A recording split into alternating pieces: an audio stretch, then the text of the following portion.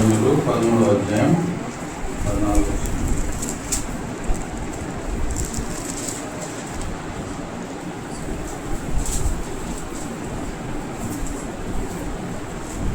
మొదటి సమయంలో 13వ అధ్యాయం 14 చదువుతున్నాము. బైబిల్స్ వారందరికీ చూస్తున్నాం. యెహోవా మొదటి 13:14. యెహోవా తన చిత్తానుసారమైన మనసు గల ఒక్కరిని కనుగొని ఉన్నాడు. నీకు ఆజ్ఞాపించిన దానిని నీవు కైకొనకపోతే కనుక యెహోవా తన జనుల మీద అతనిని అధిపతిగా నియమించును. చిన్న ప్రార్థన చేసుకుందాం. సర్వాధికారి సర్వోన్నతుడైన మా గొప్ప దేవా, అయ్యా మీ సన్నిధిలో చేరి మిమ్మల్ని ఆరాధించే గొప్ప భాగ్యం దయచేశారు. 10 నిమిషాలు మీ వాక్యము ధ్యానించడానికి మీ సన్నిధిలో నేర్చుకోండి. మీరే బలపరచండి. నేను శక్తి లేని వాడను, మీరే బలపరచండి. మీ బలపరచండి. ఆశగల ప్రాణాన్ని తృప్తిపరిచే మీ సన్నిధిలో మీ వాక్కులు వినడానికి మేము వేచి ఉంటున్నాం. మీరే అందరితో మాట్లాడండి. మీ నామానికి తెచ్చుకొని మరక్షకులు విమోచకులు నేను యేసుక్రీస్తునామంలో ప్రార్థించి ఆమేన్. ఈ చదవబడిన వాక్య భాగంలో మొదటి సమయంలో 13వ అధ్యాయం 14వ వచనం. ఇక్కడ మనం చూస్తే యెహోవా తన చిత్తానుసారమైన మనసు గల ఒకరిని కనుగొని ఉన్నాడు.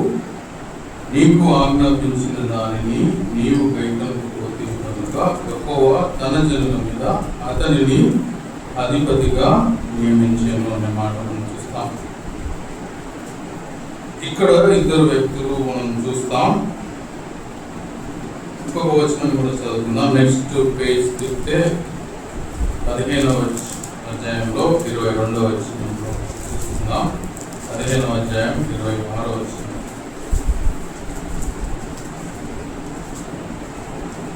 24 నుంచి చదువుతాను నేను. చూడండి. సౌలు జనులకు జడిసి వారి మాట వినినందున నేను యెహోవా ఆజ్ఞను నీ మాటలను మీది పాపము తెచ్చుకుంటుని.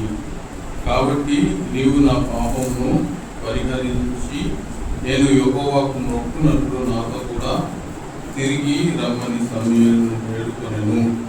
అందుకు సమూయేలు, నీతో కూడా నేను తిరిగి రాను. నీవు యెహోవా ఆజ్ఞను విసర్జించితివి కనుక ఇశ్రాయేలీయుల మీద రాజుగా ఉండకుండా యెహోవా నిన్ను విసర్జించేనని చెప్పి అనే మాట మనం చూస్తాం.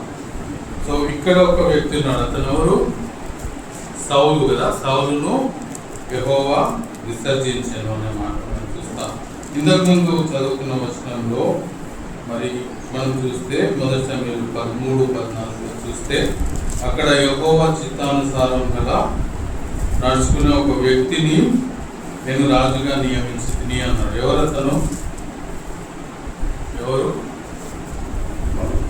మనకందరికి తెలిసిందే కదా. అది రాజైన దావీదు. సౌలు మరి యెహోవా మాటను విసర్జించినందున మరి యెహోవా రాజైన దావీదును నియమించినట్లుగా మనం చూస్తాం. సమూయేలు పలికిన మాటను మనం చూసుకుంటే మరొకసారి చదువుతాను. మొదటి సమూయేలు 13-14లో మనం చదువుతున్న మాటలో ఏం రాస్తుందంటే, యెహోవా తన చిత్తానుసారమైన మనసు కలని కనుగొని ఉన్నాడు. నేను ఆజ్ఞాపించిన దానిని కైకొనకపోతే కనుక యెహోవా తన జనుల మీద అతనిని అధిపతిగా నియమించాను. ఎవరిని నియమించాడు? రాజైన దావీదును మరి ఇశ్రాయేలు మీద అధిపతిగా నియమించి సౌలును రిజెక్ట్ చేశాడు కదండి. సో ఈరోజు మనం ఇద్దరి రాజుల గురించి మనం చదువుకుంటున్నాం. ఇద్దరి రాజుల గురించి కంపారిటివ్ స్టడీ చేద్దాం. నాకు తెలిసిన స్టోరీ కనుక నేను త్వరగా టెల్ యూ ద పాయింట్స్. మీరు ఇంట్లో ధ్యానించాలంటే 13, 14, 15 వచనాలు చదవండి.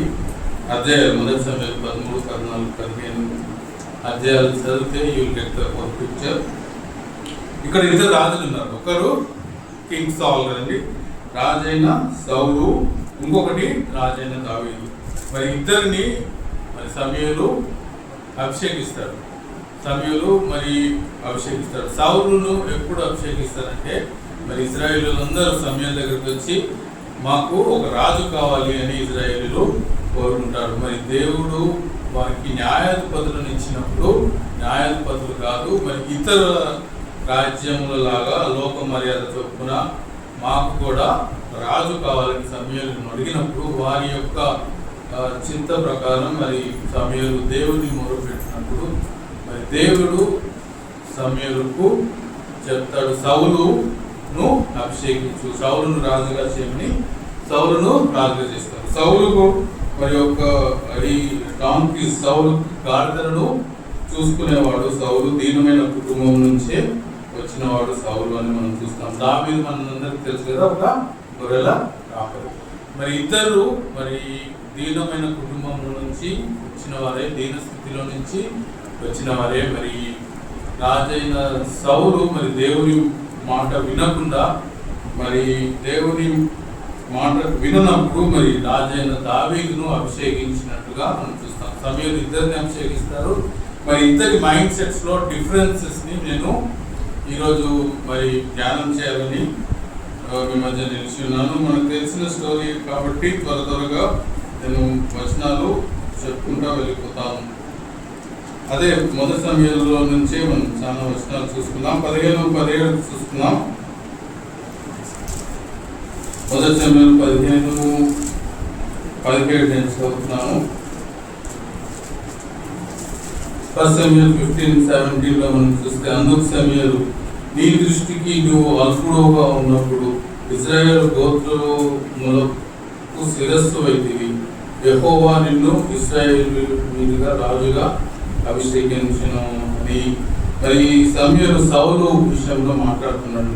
ఈ 15వ అధ్యాయం పైనుంచి చదివితే మరి దేవుడు సౌలుకు ఆజ్ఞ ఇస్తాడు, నువ్వు అమాలేకులను పూర్తిగా హతం చేయు, కంప్లీట్లీ వారిని హతం చేయు అని చెప్పినప్పుడు సౌలు ఏం చేస్తారంటే అందరినీ హతం చేయకుండా కొంతమందిని శ్రేష్టమైన వాటిని తీసి పక్కన పెడతాడు. అంతేకాకుండా మరి రాజైన అగగును కూడా, అమాలేకుల రాజును కూడా హతము చేయకుండా మరి అలాగనే మరి బంధించి తీసుకొస్తాడు.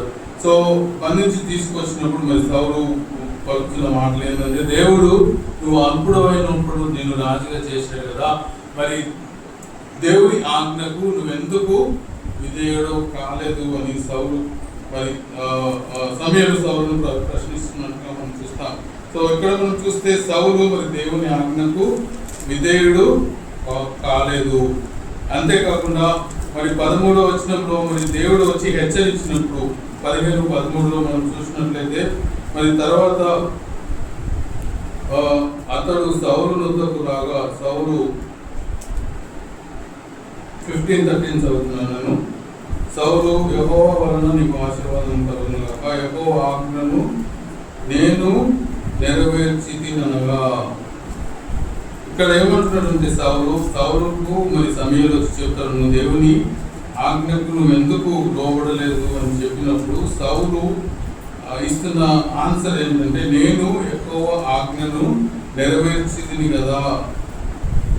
14వ వచనంలో, అలాగైతే నువ్వు నాకు వినబడుచున్న గొర్రెల అరుపులు రెక్కలు ఎక్కడివి అని అడిగినప్పుడు సౌలు ఏమంటున్నాడంటే, అమాలేకుల యొద్ద నుండి జనులు వీటిని తోడుకొని వచ్చి నీ దేవుడైన యెహోవాకు బలి అర్పించుటకు జనులు గొర్రెలను ఎడ్లను మంచి వాటిని ఉండనిచ్చిరి అని సౌలు పలుకుతున్నాడు. ఇక్కడ మనం చూసినట్లయితే సౌలు తప్పు చేసినప్పుడు సమూయేలు వచ్చి మరి యు డిడ్ రాంగ్ అని చెప్పినప్పుడు సౌలు ఏమంటున్నాడు, తనను తాను సమర్థించుకుంటున్నాడు. అంతేకాదు మనం 12వ వచనంలో మనం చూస్తే సౌలు ఏం చేస్తున్నాడంటే, మరి ఇశ్రాయేలీయులు మరి అమాలేకులతో యుద్ధం చేసినాక సౌలు గెలుస్తాడు.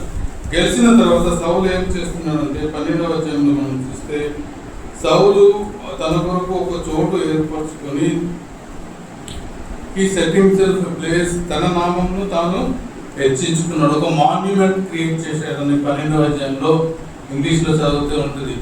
మరి సౌలు తన విక్టరీ మాన్యుమెంట్, నేను గెలిచాను అని చెప్పి తన మాన్యుమెంట్ ని ఒక పర్వతం మీద, ఒక గోపురం మీద ఒక తన చిహ్నాన్ని అక్కడ చేయడానికి వెళ్తాడు. సో సౌలు మరి మైండ్ సెట్ ని మనం గమనించినట్లయితే సౌలు తప్పు చేశాడు. మరి తప్పు చేశావు అని సమయంలో వచ్చి చెప్పినప్పుడు తన తప్పు ఒప్పుకోలేదు, కానీ దాన్ని ఒప్పుకున్నాడు. నేను తప్పు చేయలేదు అని ఆయన చెప్పాడు. దానికి కారణం ఏంటంటే సౌలు తనను తాను హెచ్చించుకున్నాడు. He did not put God first. దేవుడు చెప్పినది యథావిధిగా తాను పాటించలేదు. దేవుడు క్లియర్గా చెప్పాడు, పూర్తిగా హతం చేయి, అందరినీ హతం చేయి, ఎవరిని మిగిలించద్దు అని దేవుడు చెప్పినప్పుడు సౌలు తన సొంత బుద్ధి చొప్పున దేవుడు చెప్పేది ఏంటి, నేను కూడా రాజుని కదా, నేను కూడా జయించాను కదా అనే ఒక గర్వము మరి సౌలులో ప్రవేశించినట్లుగా మనం చూస్తాం. సౌలును రాజుగా చేసింది దేవుడే. మరి దేవుడి మాటను సౌలు విధేయుడు కాలేదు అనే మాట మనం చూస్తాం. సౌలు డిడ్ నాట్ ఒబే. మొదటి ఏంటంటే సౌలు దేవునికి విధేయుడు కాలేదు. రెండవది సౌలు తన పాపాన్ని ఒప్పుకోలేదు. మూడవది సౌలు తను తాను హెచ్చించుకుంటున్నాడు. ఈ మూడు గుణాలను బట్టి మరి సౌలు జీవితంలో మరి మనం చూసినట్లయితే 23వ వచనం మనం చదువుకుందాం. సౌలు తనను తాను హెచ్చించుకున్నాడు, తన పాపాన్ని ఒప్పుకోలేదు. అంతేకాకుండా దేవుని మాట వినలేదు కనుక దేవుడు సౌలును ఏం చేస్తున్నాడంటే 15వ అధ్యాయం 23వ వచనంలో మనం చూస్తే, తిరుగుబాటు చేయుట సోద చెప్పుట అను పాపంతో సమానము, మూర్ఖతను అగుపరచుట మాయని విగ్రహము గృహదేవతలను పూజించుటతో సమానము. యెహోవా ఆజ్ఞను నీవు విసర్జించితివి కనుక నీవు రాజుగా ఉండుట ఆయన నిన్ను విసర్జించును. గాడ్ రిజెక్టెడ్ సాల్. ఎందుకంటే మరి తిరుగుబాటు చేశారు, దేవుని ఆజ్ఞకు లోబడలేదు. ఈ మూడు విషయాలు మరి సౌలు జీవితంలో మనం చూస్తాం. సౌలు తన పాపాన్ని ఒప్పుకోలేదు, మరి సౌలు తనను తాను హెచ్చించుకున్నాడు, అలాగే సౌలు దేవుని మాట వినలేదు అనే మాట మనం చూస్తాం. దావీదు రాజు గురించి చూద్దామా? Comparative study. దావీదు తెలుసు కదా మనకి. దావీదు మరి కీర్తనలు 51వ అధ్యాయంలో తన పాపాన్ని ఒప్పుకుంటాడు. తాను పాపం చేసినప్పుడు, దేవా నేను పాపం చేసింది, నీ ఎదుటనే నేను పాపం చేసింది అని దావీదు ఒప్పుకుంటాడు. ఇన్ఫాక్ట్ దావీదు మరి మనుషుల ఎదుట పాపం చేశాడు, కానీ దేవునితో అంటాడు, నీ ఎదుటనే నేను పాపం చేశానని దావీదు ఒప్పుకుంటాడు. సో సౌలు ఏమో తన పాపాన్ని ఒప్పుకోలేదు, దావీదు తన పాపాన్ని ఒప్పుకున్నాడు. సౌలు తనను తాను హెచ్చించుకున్నాడు. మరి దావీదు సంగతి మనకు తెలుసు కదా. మొదటి సమయంలో 17వ అధ్యాయంలో మనకందరికీ తెలిసిన సరే స్టోరీ, డేవిడ్ అండ్ గొలియాత్. దావీదు గొలియాత్ స్టోరీలో మనం గమనించినట్లయితే దావీదు పలుకుతున్న మాటలు 37వ అధ్యాయంలో 37వ వచనం 17-37లో మనం చూస్తే, దేవుడు నన్ను సింహపు నోటి నుంచి రక్షించాడు, దేవుడు పేరట నేను మీ ఎదురుకు వస్తున్నాను. 45 దావీదు మాటలు మనం గమనించినట్లయితే మరి దావీదు తనను తాను హెచ్చించుకోలేదండి. దావీదు మరి దేవుని పేరట నేను నిన్ను చంపడానికి వస్తున్నాను అని గొలియాతుతో చెప్తాడు. అంతేకాదు, దేవుడు నన్ను సింహముల చేతి నుండి మరి ఎరువంటి చేతి నుంచి దేవుడు నన్ను తప్పించాడు. Is putting God first. మరి దావీదుకు సౌలుకు ఎంత డిఫరెన్స్ ఉందో మనం చూస్తాం. దావీదు తన పాపాన్ని ఒప్పుకున్నాడు, మనకు తెలుసు కదా. అతిక్రమములను దాచిపెట్టేవాడు వర్ధిల్లడు, కానీ దాన్ని ఒప్పుకొని విడిచిపెట్టేవాడు ప్రతిఫలం పొందును. సామెతల గ్రంథంలో. సో దావీదు తన పాపాన్ని ఒప్పుకొని విడిచిపెట్టాడు, కానీ సమూయేలు అయితే లేక సౌలు అయితే తన పాపాన్ని ఒప్పుకోలేదు. హి did not confess his sin. తను తాను హెచ్చించుకున్నాడు. అంతేకాకుండా మరి దేవుని మాటకు లోబడలేదు సౌలు. దావీదైతే యెహోవా చిత్తానుసారమైన మనస్సు గలవాడని మనం చూస్తాం. యెహోవా చిత్తానుసారం అంటే దేవుని చిత్తం ఏదైతే ఉందో అది నేను చేయడానికి రెడీ అని సౌలు లేక దావీదు చెప్తున్నాడు. దావీదు గురించి మనం చూసినట్లయితే కీర్తనలు 40వ అధ్యాయం 18వ వచనంలో 8 Psalms 48లో మనం చూస్తే you can understand the mind set of David. మరి 48 Psalms 48 కీర్తనలు 40వ అధ్యాయం 8వ వచనం. అక్కడ మనం చూసినట్లయితే నా దేవా నీ చిత్తము నెరవేర్చుట నాకు సంతోషము. అంటే దేవుడి మాటలు విని దాని ప్రకారం చేయడమే దేవుడి చిత్తం నెరవేర్చడం అంటే obeying the lord Jesus Christ లేక ఒబేయింగ్ గాడ్. మరి దావీదు నీ చిత్తాన్ని నెరవేర్చడానికి నాకు ఇష్టం అని చూస్తున్నాను. So 3 things you have seen. రాజైన సౌలుకు రాజైన దావీదులో ఉన్న 3 differences ఉన్నాయి. మరి సౌలు తన పాపాన్ని ఒప్పుకోలేదు. సౌలు తను హెచ్చించుకున్నాడు. సౌలు మరి దేవుని మాట వినలేదు. దావీదు అయితే తన పాపాన్ని ఒప్పుకున్నాడు, దేవుని మాట విన్నాడు. దేవుని పేరటనే సమస్తము జరిగించినట్లుగా మరి మనము చూస్తాం. అయితే ఇంకొక 2 రాజులు కూడా ఉన్నారు, మనకి అందరికి తెలిసిన రాజులే. రాజైన దావీదు తర్వాత రాజైన సౌలు విషయంలో 3 విషయాలు మీకు చూపించాను. మరి నూతన నిబంధనలో కూడా రాజులు ఉన్నారా లేదా? ఉన్నారు కదండి. మనం చూద్దాం. ప్రకటన గ్రంథం లేక 1 పేతురు 2:9 1 Peter chapter 2 verse 9 1 పేతురు 2:9 చదువుతున్నాం. అయితే మీరు చీకటిలో నుండి 1 Peter 2:9 చదువుతున్నాను. అయితే మీరు చీకటిలో నుండి ఆశ్చర్యకరమైన వెలుగులోనికి మిమ్మును పిలిచిన వారికి రాత్రులను ప్రచురణ చేయగలము, ఏర్పరచబడిన వంశమును, రాజులైన యాజక సమూహమును, పరిశుద్ధ జనమును, దేవుని సొత్తైన ప్రజలునై ఉన్నారు. ఇక్కడ మనం చూస్తే అయితే మీరు అంటే ఎవరు? మనమే. అయితే మీరు ఏమై ఉన్నామంట? రాజులైన యాజక సమూహం. We are also kings. రాజైన దావీదు ఉన్నాడు, రాజైన సౌలు ఉన్నాడు. దాని తర్వాత మరి అనేక మంది రాజులు ఇశ్రాయేలును ఏలారు కదండి. వారందరూ మరి రాజులుగా ఉండి మరి ఇజ్రాయేల్ రాజ్యాన్ని వారు ఏలినట్టుగా మనం చూస్తాం. అయితే ఇక్కడ మనం చూస్తే మనమందరం కూడా రాజులము, నువ్వు నేను మనమందరము రాజులము అనే మాట మనం చూస్తాం. ఎలాగైనా మనం రాజులమయ్యామంటే మనం ఆరాధనలు చూస్తున్నాం కదా, పిలాతు యేసుక్రీస్తుని అడుగుతాడు, యూదులకు రాజు నీవేనా అని యేసుక్రీస్తు అడిగినప్పుడు నువ్వు అన్నట్టే అంటారు కదండి. మన యేసుక్రీస్తు ప్రభువు కూడా ఎవరు? రాజు. పాత నిబంధనలో మనం దావీదును చూస్తున్నాం, సౌలును చూస్తున్నాం. దావీదు తర్వాత సౌలు తర్వాత మరి అనేక మంది రాజులు వచ్చారు. మరి రాజులు వచ్చారు, వెళ్ళిపోయారు. కానీ నూతన నిబంధనలో ఒక రాజు వచ్చాడు. ఎవరైనా మన ప్రభువైన యేసుక్రీస్తు ప్రభు. బెత్లెహేములో మనకు ఒక రాజు పుట్టాడు, our lord king Jesus Christ. మన ప్రభువైన యేసుక్రీస్తు, he is the king of kings and lord of lords. ఆయన రాజులకు రాజు, ప్రభువులకు ప్రభు. అంతేకాదు ఆయన రాజరికంలో మనం కూడా రాజులమండి. We are kings in his kingdom. అయితే దేవుని రాజ్యం గురించి 3 విషయాలు చెప్పి నేను ఈరోజు చూపిస్తాను. సో పాత నిబంధనలో అనేక రాజ్యాలు ఉన్నాయి. దావీదు రాజ్యం ఏలాడు, మరి దావీదు దేవునికి విధేయుడయ్యాడు. His kingdom was very much peaceful.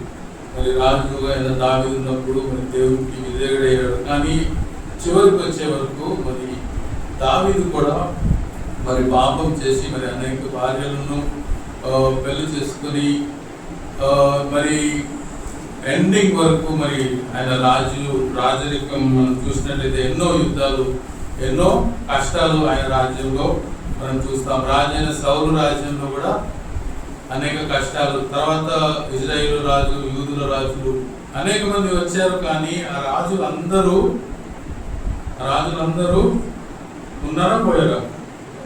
ఆ రాజులందరూ చనిపోయారు. కానీ నూతన నిబంధనలో మన ప్రభువైన యేసుక్రీస్తు ఆయన ఏ రాజు అంటే నిరంతరము ఉండే రాజు, యుగ యుగములకు రాజు. Is king for ever.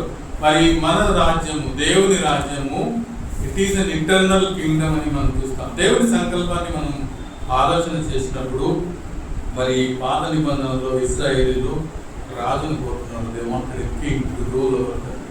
అయితే మరి దేవుడు మరి అనేకమైన రాజులను ఇచ్చాడు. కానీ నూతన నిబంధనలకు వచ్చేసరికి దేవుడు ఒక కొత్త రాజ్యము ఏర్పాటు చేస్తున్నాడు. God is setting up a new Kingdom. మరి సువార్తలో మనం చూస్తే అనేక సార్లు దేవుని రాజ్యం, దేవుని రాజ్యం, దేవుని రాజ్యం ఇలా ఉంటుంది, దేవుని రాజ్యం అలా ఉంటుంది, అనేకమైన ఉపమానాలు చూస్తాం కదండి. God is setting up a new Kingdom. ఈ కింగ్డమ్ యొక్క స్పెషాలిటీ ఏంటి? ఫస్ట్ ఇది మనం చూసాం, it is a internal Kingdom. మరి ఈ లోకంలో ఉన్న రాజ్యాలన్నీ గతించిపోతాయి, లోకమే గతించిపోతుంది, కానీ దేవుని రాజ్యము will stay for ever. First point, the kingdom of God is eternal Kingdom. దేవుని రాజ్యం ఏంటిదంట? నిత్యము నిలిచే కింగ్డమ్. మరి ఆ కింగ్డమ్ లో ఉన్న జనాలు ఎవరు? Who will enter in to the kingdom of God అని మనం చూస్తే, కింగ్డమ్ ఆఫ్ హెవెన్ కి రాజు ఎవరండి? యేసుక్రీస్తు ప్రభు. కదా మనకు తెలిసిన వచనమే, యేసు ప్రభు అని నోటితో ఒప్పుకొని ఆయన మృతులలో నుండి లేచినని హృదయంలో విశ్వసించిన ప్రతి వాడు కూడా ఈ belongs to the kingdom of haven. దేవుడు యేసుక్రీస్తు నా ప్రభు అని ఒప్పుకున్న ప్రతి వాడు, యోహాను 1:12 తెలుసు కదా మనకి, తన్ను ఎందరు అంగీకరించారో వారందరూ ఆయన పిల్లలకు దేవుడు అధికారం ఇచ్చాడు. We are all children of God and our Lord, మన ప్రభు అయిన యేసుక్రీస్తు మనకు రాజు. We are in his kingdom. ఆయన కింగ్డమ్ లో మనము చేర్చబడ్డాము, దేవుని రాజ్యంలో మనం చేర్చబడ్డాము. యోహాను 3:16 మనకు తెలిసిన వచనమే కదండి. దేవుడు లోకమును ఎంతో ప్రేమించెను కాక ఆయన తన అద్వితీయ కుమారునిగా పుట్టినవాడు నశింపక నిత్య జీవము పొందినట్లు. ఆయన రాజ్యంలో ఉండేవారు నశించరు, వారికి ఏముంటది? నిత్య జీవం ఉంటుంది. కింగ్డమ్ ఆఫ్ హెవెన్, దేవుని రాజ్యంలో ఉన్న ప్రతి వారికి ఏముంది? నిత్య జీవము ఉంది. We will not perish. ఈ రోజు మనం చూస్తే లేక యేసుక్రీస్తు ఉన్న రోజుల్లో కూడా మనం గమనించినట్లయితే అందరూ ఏమనుకున్నారంటే, యేసుక్రీస్తుని చంపేసినారు కదా, ఈజ్ డెడ్ అనుకున్నారు. ఏమనుకున్నారు? యేసుక్రీస్తు చనిపోయాడు, ఆయన రాజ్యము అయిపోయింది. టైటిల్ కూడా పెట్టారు, కింగ్ ఆఫ్ ద జ్యూస్. యూదుల రాజు అయిన యేసుక్రీస్తు మరి ఆ కలవరిగిరిలో చనిపోయినప్పుడు అందరూ ఏమనుకున్నారంటే, యేసయ్య చనిపోయాడు, ఆయన రాజ్యం కూడా అయిపోయిందని. మరి ముఖ్యంగా అపవాది అనుకున్నాడు. అపవాది ఏమనుకున్నాడంటే, ఈ జనులందరినీ ప్రేరేపించి నేను మరి ఐఎమ్ సక్సెస్ఫుల్ అనుకున్నాడు. కానీ యేసుక్రీస్తు ప్రభు యొక్క రాజ్యము అక్కడే స్టార్ట్ అయిందండి. ఎక్కడ? కల్వరిగిరిలో. ఆయన తిరిగి 3వ దినం లేచినప్పుడు he started building the kingdom of heaven. 3వ దినం తిరిగి లేచినప్పుడు ఆయన ద్వారా, ఆయనను ఎవరైతే ప్రభువు అని అంగీకరిస్తారో వారి పాపాలను ఒప్పుకొని ఆయన యందు విశ్వాసం ఉంచడం ద్వారా కింగ్డమ్ ఆఫ్ హెవెన్ అక్కడ స్టార్ట్ అయింది. ఆయన యందు నమ్ముకున్న ప్రతి ఒక్కరు ఆయన కింగ్డమ్ లో ప్రజలు. And first very important thing about this Kingdom is it is eternal. అది నిత్యమైన రాజ్యము, అది నశించిపోని రాజ్యం అని మనం చూస్తాం. ఈ రోజుల్లో మనం గమనించినట్లయితే ఈ లోకస్తులు మరి క్రైస్తవులను చూసినప్పుడు they think that Christianity is a religion. వాళ్ళు ఆ రోజుల్లో మరి యూదులకు రాజుగా యేసుక్రీస్తు వచ్చాడని ఎలా అనుకున్నారో, ఈ రోజుల్లో కూడా మరి ఇతర మతాలకు వ్యతిరేకంగా క్రైస్తవులు వచ్చి వారిని ఏదో చేయాలనుకున్నట్టుగా అనుకుంటున్నారు. కానీ they wanted to kill Christians. క్రైస్తవులను చంపాలనుకున్నారు. వారి ఉద్దేశం ఏంటంటే చంపితే ఆగిపోతుందండి. కానీ that is where it begins కదండి, అక్కడే స్టార్ట్ అవుతుంది. ఏంటిది? మన రాజ్యము it is not of this world. ఈ లోకానికి సంబంధించినది కాదు. మన రాజ్యము పరలోక రాజ్యం. We all belong to that kingdom.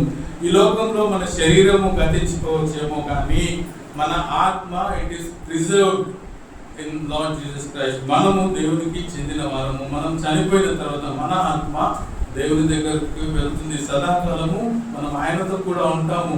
ఆయన రాజ్యంలో ఆయన రాజ్యంలో eternal, it is an eternal kingdom. మరి దేవుని రాజ్యం అంటే ఏంటి? ఆయన రాజ్యంలో ఏముంటుంది? What is there in the kingdom of heaven? మొదటిది ఇట్ ఇస్ ఇటర్నల్. రెండవది ఈ లోక సంబంధమైనది కాదు. దేవుని రాజ్యము శరీరము రక్తముతో కూడినది కాదు. ఇట్ ఈస్ స్పిరిచువల్ కింగ్డమ్, ఆత్మీయ రాజ్యం కదా. మరి దేవుని రాజ్యము ఆత్మీయ రాజ్యము. ఈ శరీరము క్షయమైనది, శరీరము గతించిపోతుంది, కానీ దేవుని రాజ్యము it will stay forever and we are all going to stay forever. Wonderful thing కదా. మనము సదాకాలము ఎవరితో కూడా ఉంటాం? యేసయ్యతో ఉంటాం. That is a wonderful privilege. మరి ఆయన రాజ్యంలో ఇంకేముంటుంది? రోమా 5:21 మనకు తెలిసిందే. నీతి సమాధానం ఆత్మలో ఆనందం, అదే దేవుని రాజ్యం. పాట ఉంటుంది, నీతి సమాధానం ఆత్మలో ఆనందం, నీతి సమాధానం ఆత్మలో ఆనందం, అదే దేవుని రాజ్యం. ఆ రాజ్యములో నీ ఉందువా, ఆ రాజ్యములో నీ ఉందువా, ఆ రాజ్యములో రండి అందరూ రండి. This verse is in Romans 5:21. రోమీయులకు రాసిన పత్రిక 5:21. దేవుని రాజ్యం అంటే ఏంటిది? It is righteousness, joy and peace with the holy ghost. Righteousness అంటే ఏంటి? మరి దేవుని చేత మనం నీతిమంతులుగా తీర్చబడ్డాము. ఆనందం అంటే ఏంటి? దేవుని సన్నిధిలో సంపూర్ణ ఆనందం ఉంది. శాంతి అంటే ఏంటి? నీతి సమాధానం ఆత్మలో ఆనందం, అది దేవుని రాజ్యం అంటే. యేసుక్రీస్తుని అంగీకరించిన ప్రతి వ్యక్తి ఈ శరీరంలో బతికినా కానీ వారి ఆత్మలో నీతి ఉంటుంది, వారి ఆత్మలో సమాధానం ఉంటుంది, వారి ఆత్మలో ఆనందం ఉంటుంది కదండి. విశ్వాసి జీవితం మనం గమనించినట్లయితే నిజంగా ఒకవేళ మనం దేవుని రాజ్యంలో చెందిన వారమైతే మనం ఏం కలిగి ఉంటాం? నీతి, సమాధానం, ఆత్మలో ఆనందం. యేసుక్రీస్తు అంటారు కదా, my peace I give to you, నా సమాధానము మీకు ఇస్తున్నాను. ఈ లోకం ఇచ్చినట్లు కాదు. ఈ లోకంలో మీకు శ్రమలు ఉంటాయి. ఫిజికల్ గా మనం ఈ లోకంలో వృత్తిరీత్యా వర్కింగ్ ఇన్ దిస్ వరల్డ్, మరి భౌతికమైన లోకంలో మన శరీరానికి సంబంధించి శ్రమలు ఉంటాయి, కానీ ఆత్మలో మనకి ఏముంటుంది? ఆనందం మనం కలిగి ఉంటాం, దేవుని సమాధానం మనం కలిగి ఉంటాం కదా. మనం ఆయన సన్నిధిలో ప్రార్థన చేసినప్పుడు ఫిలిప్పీయులకు రాసిన పత్రిక 4:6 మనం చూస్తే, సకల జ్ఞానమునకు మించిన దేవుని సమాధానము మీ హృదయాలకు కావలి ఉంటుంది. What will rule our hearts? ఈ రాజ్యంలో మరి ఏమి వెళ్తుందంటే మన హృదయాల్లో దేవుని సమాధానం ఏలుతుందండి. దేవుని రాజ్యంలో మరి దేవుని సమాధానం మన హృదయంలో మనం కలిగి ఉన్నప్పుడు, God's peace will we have in our hearts, that is the kingdom of God. దేవుని పిల్లలంగా మరి ఈ లోకంలో మనం జీవిస్తున్నప్పుడు that is the kingdom of God. That kingdom of God is eternal. That kingdom of God does not perish. That kingdom of God no one on earth can touch. ఎవరైనా touch చేయగలుగుతారా అండి? నీ యొక్క రక్షణను, నీ యొక్క విశ్వాసాన్ని ఎవరైనా టచ్ చేయగలుగుతారా? సవాల్ చేసి అడుగుతున్నా నేను. No one can touch because it is eternal, because we belong to Jesus Christ. So మొదటిది మన దేవుని రాజ్యము, it is eternal కదా. రెండవది it does not perish, ఎవరి చేతిలో కూడా లేదు. మూడోది దాంట్లో ఏముంటాయంటే నీతి, సమాధానం, ఆత్మలో ఆనందం అని మనం చూస్తున్నాం. అంతేకాదు మనం కూడా రాజులమే అంట. వీఆర్ ఆల్సో రాజులము, యాజక సమూహంగా దేవుడు మనను ఈ లోకంలో ఉంచాడు. మేబీ మనం ఈ లోకరీత్యా చిన్నవారిగానే ఉండొచ్చు, అల్పులంగా ఉండొచ్చు, కానీ స్పిరిచువల్ గా మన జీవితంలో మన గురించి మనం ఆలోచన చేసినప్పుడు మనకి ఎంత భాగ్యం అండి. దేవుని రాజ్యంలో మనం మెంబర్స్ గా ఉంటున్నాం. God is establishing the Kingdom. మరి యేసుక్రీస్తు రాజ్యం ఉంటే ఈ లోకంలో ఇంకొక రాజ్యం కూడా ఉంది కదా. There is another Kingdom. ఈ లోకాధికారి ఉన్నాడో లేదా? ఈ లోకాధికారి ఉన్నాడు, వాని ప్రభావం కూడా మన జీవితంలో ఉంటుంది. మరి దేవుని రాజ్యంలో మనం పిల్లలుగా ఉన్నాము, ఆయన ప్రభావం కూడా మన జీవితంలో ఉంటుంది. The choices we make in our life, మనం చేసే ప్రతి చాయిస్ వెనుక మరి దేవుని రాజ్యంకు సంబంధించినట్టుగా జీవిస్తున్నానా, ఈ లోకాధికారి మాట వింటున్నానా అనేది క్లియర్ గా మనం చూడొచ్చండి. సౌలు he did not make a right choice. దేవుని మాట వినాలని తను తగ్గించుకోలేదు. మరి దేవుని మాట వినకుండా మరి తన మాట విన్నాడు, తాను హెచ్చించుకున్నాడు. దట్స్ వాట్ అపవాది కూడా దేవుని రాజ్యాన్ని నాశనం చేయాలని చూస్తున్నాడు. How he does that? ఎలా చేస్తాడంటే మన విశ్వాసాన్ని వీక్ చేయడం వల్ల, మన విశ్వాసాన్ని దెబ్బతీయడానికి మరి ఈ లోకాధికారి ప్రతిసారి ట్రై చేస్తూ ఉంటాడు. అయితే దేవుని రాజ్యంలో ఉన్న మనము ఎలా జీవించాలంటే దేవుని కృపను బట్టి జీవించాలి. మనము దేవుని కృప, God's grace will deliver us from all kinds of evil. మనం ఈ లోకంలో జీవించినప్పుడు దేవుని కృపను మనం ఆశ్రయించినప్పుడు ఈ లోకాధికారి చెప్పినట్లుగా కాకుండా దేవుడు తన క్షమాపణలోకి మనల్ని తీసుకొని వచ్చినప్పుడు we can experience the kingdom of God on earth. దేవుని రాజ్యాన్ని మన హృదయాల్లో మన జీవితాల్లో అనుభవించాలంటే ఆయనకు సమీపంగా ఉండాలి, ఆయనకు మొరపెట్టుకోవాలి. లోకాధికారి మాట వినినప్పుడెల్లా దేవుడు మనల్ని గద్దిస్తూనే ఉంటాడు కదా. గద్దించినప్పుడు ఆయనకు విధేయులమై ఆయన సన్నిధికి మనం చేరి వచ్చినప్పుడు దేవుని రాజ్యం మన హృదయాల్లో తిరుగా కనిపిస్తుంది. అనేక సార్లు మనం తప్పిపోతాం, దేవుని రాజ్యాన్ని చూడలేకపోతాం, కనులకు కనిపించిన దాని వెంట పరిగెత్తుతాం, పడిపోతాం. పడిపోయిన ప్రతిసారి మనం దేవాలను కనికరించమని మనం ప్రార్థన చేసినప్పుడు దేవుడు తన కృపతో మనల్ని బలపరిచి తన సన్నిధిలో తన రాజ్యంలో నడిపిస్తున్నాడు కదండి. మరి దేవుని రాజ్యంలో ఉన్న మనం ఎంత ధన్యులమండి. ఒక్కసారి మనం గమనించినట్లయితే దేవుని రాజ్యంలో మరి అనేక మంది దేవుని రాజ్యంలో పాలుభాగస్థాయి మన పితరులు కదండి, అవర్ యాన్సిస్టర్స్, మన కుటుంబాల్లోనే చనిపోయిన వారందరూ దేవుని రాజ్యంలో ఉన్నారు, దేవునిలో ఉన్నారు. వారి జీవితాల్లో మనం గమనించినట్లయితే ఎస్పెషల్లీ యేసుక్రీస్తుని నమ్ముకున్న పెద్దవాళ్ళ జీవితాలు there is always a smile and peace in the heart. వాళ్ళ హృదయాల్లో ఒక విధమైన సమాధానం, ఒక విధమైన సంతోషం వాళ్ళు కలిగి ఉంటారు. ఎంత అనారోగ్యం ఉన్నా అదంతా ఎక్కడి నుంచి వస్తుందంటే they know they are going to Jesus Christ. ఈ లోకంలో వారు చనిపోతే యేసయ్య దగ్గరకు వెళ్తున్నారు అని వారికి తెలుసు కనుక స్టెఫెన్ రాళ్లతో చంపినప్పుడు he sees the angels పైకి కిందికి వెళ్ళడం, దేవుని రాజ్యాన్ని చూస్తాడు. and he knows he belongs to the kingdom. ఈ రోజు మరి ప్రవీణ్ ప్రకారాల గురించి చాలా న్యూస్ వస్తుంది కదా, అందరూ అనుకున్నారు ఆయనను చంపేసాము, క్రైస్తత్వం అంతం అయిపోయిందని అందరూ అనుకుంటున్నారు. కానీ మనం భయపడాల్సిన పని లేదు. ఎందుకు? Our kingdom does not belong to this world.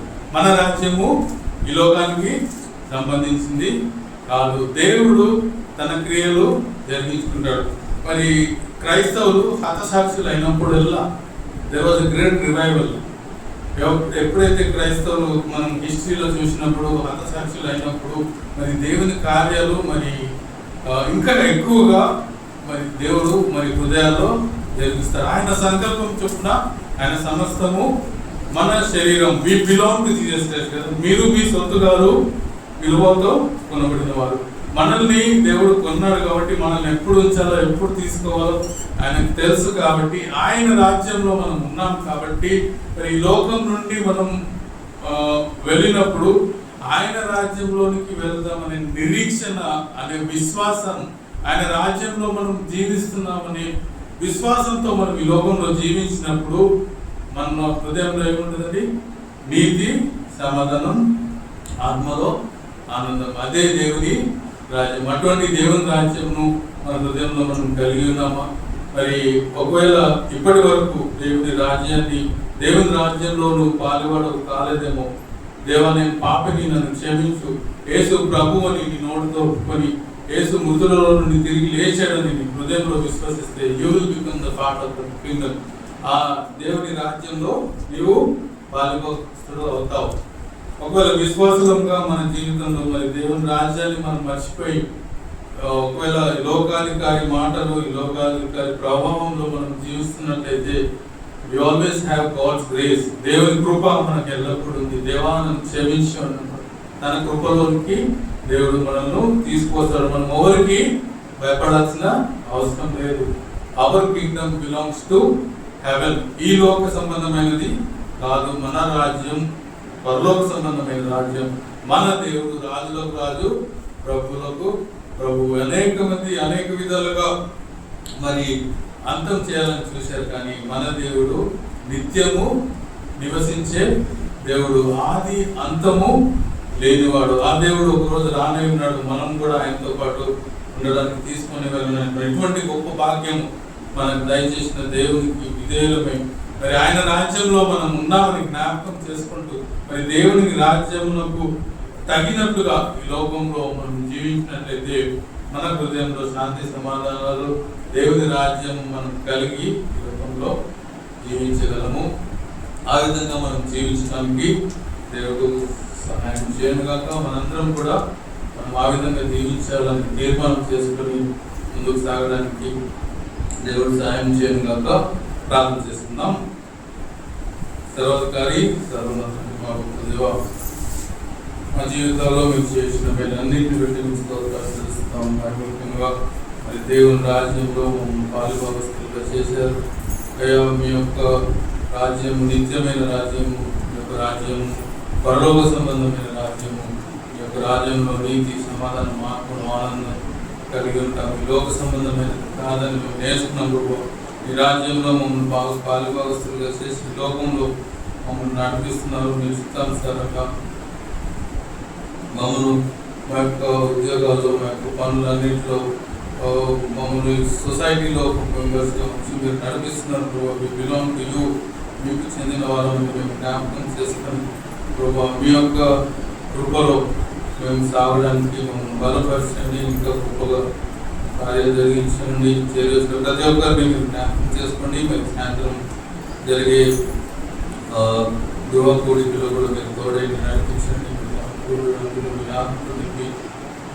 తీసుకురండి. మరి అందరం చేరవచ్చు కూడిక మేము నా మహిమాలను జరిగించడానికి సాయం చేయండి. సంఘంలో అనారోగ్యంగా ఉన్న వారి కొరకు మరి మీరు కనికరించి ఆరోగ్యం దయచేసిన ప్రతి ఒక్కరిని బట్టి మేము స్థుతిస్తున్నాం. మరి ఇంకా ఉన్న అక్కర్ల అవసరాలన్నింటినీ మీరు జ్ఞాపకం చేసుకొని నిరంజనంలో జరిగే మీటింగ్స్ని బట్టి, అలాగే మా మీటింగ్స్లో కూడా మరి ఏప్రిల్ జూలైలో జరిగే మీటింగ్స్ స్పీకర్స్ ఏర్పాటు చేయాలి. మీరే సాయం చేయండి. అన్ని విషయాల్లో ప్రభావ మీ నామముఖ్య మహిమను తెచ్చుకొని చేరవచ్చు. ప్రతి ఒక్కరు వారికి ఉన్న అక్కర్ల అవసరాలను బట్టి సన్నిధిలో ప్రార్థన చేస్తున్నాం. దయచేసి దేవుడు కనుక మీ నామముఖ్య మహిమను తెచ్చుకున్నాం. మీరు కలుసుకుని పర్యంతం మాకు తోడై నడిపించుకున్నాం. మా రక్షకుడు విమోచకుడు యేసుక్రీస్తు నామములో ప్రార్థించుకుంటున్నాం. ఆమేన్. అందరికీ వందనాలు.